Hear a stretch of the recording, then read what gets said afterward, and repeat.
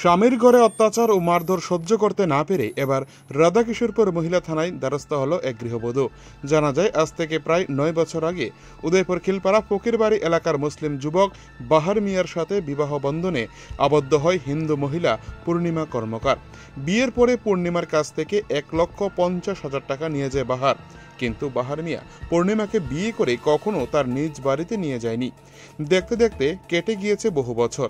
তার মধ্যে তাদের সংসারে আলো করে এক কন্যা সন্তানের জন্ম হয়, যার বয়স 1 বছর 7 মাস। বর্তমানে বাহার মিয়া পূর্ণিমার সাথে কোনো ধরনের যোগাযোগ করছে না। এই অবস্থায় সংসার প্রতিপালনে সমস্যা দেখা দেয়। পরবর্তী সময় 2025 সালের এপ্রিল মাসের 24 তারিখ পূর্ণিমা কর্মকার তার স্বামীর বাড়িতে গিয়ে যখন ওঠে, তখন দেখতে পায় বাহার মিয়া আরও একটি বিয়ে করে সেখানে সংসার প্রতিপালন করছেন। গোটা ঘটনা সুষ্ঠু বিচার চেয়ে শুক্রবার দুপুরে হিন্দু জাগরণ মঞ্চের যুবকরা মহিলাটিকে নিয়ে উদয়পুর মহিলা থানায় আসে বাহার মিয়ার নামে মামলা করার জন্য। বর্তমানে চোখের জল ফেলে বিচারের দাবি করছেন অসহায় হিন্দু মহিলা পূর্ণিমা সরকার। উদয়পুর থেকে নিজস্ব প্রতিনিধির রিপোর্ট, টিভি 100 বাংলা।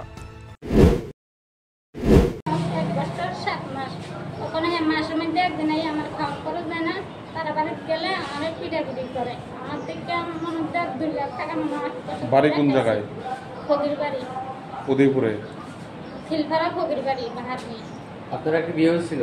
আমরা বিয়ে করবো এসে যে আমরা এটা কলমন করে আমার অনেক টাকা পয়সা গাইছে, পয়সা জায়গা করে দিব, আমার লোকে কাজ করবো। কি নাম এটা আপনার? করে আপনার নাম কি? আমার নাম পূর্ণিমা কর্মকার। আমার রাতের সকাল শুধু পর্যন্ত ব্যাঙ্গা দিছে, ব্যাঙ্গা সেটা বলছে আমার বিয়ে করবো। তাদের কাছে অনেক বিচার দিছি, তারা ফকিরবাড়ি মসজিদে বিচার কাগজ জমা দিছি বিচার করানোর লেগে, রাজনগর মসজিদেও দিছি, তারা কোনো এলাও করছে না। আমার কালকে গেছি করে 10টার সময় বাচ্চাটা দিয়ে ফিরে আমি যখন খাইতাম পারিনি বস কতদিন থেকে মানুষের বাড়ি থেকে বড় খাইবো 3,000 টাকা, ফোন বাকি 1,500, আবু দুধের জায়গা আমি প্রতিদিন আমরা চলে কাজ করতে পারি না। গেছি করে আর বউ আর মা আমার খুব মারধর করছে, উকিলদের কুটমিস করছে পরে এরপরে তো বিয়ে হয়েছে বলে তারা আমাদের লেখাপড়া নাই, আমি মুরব্ব লেগে আমার তারা এরকম করে বাড়ায় এত বছর লাগছে। তখন যে জায়গায় ভাড়া থাকি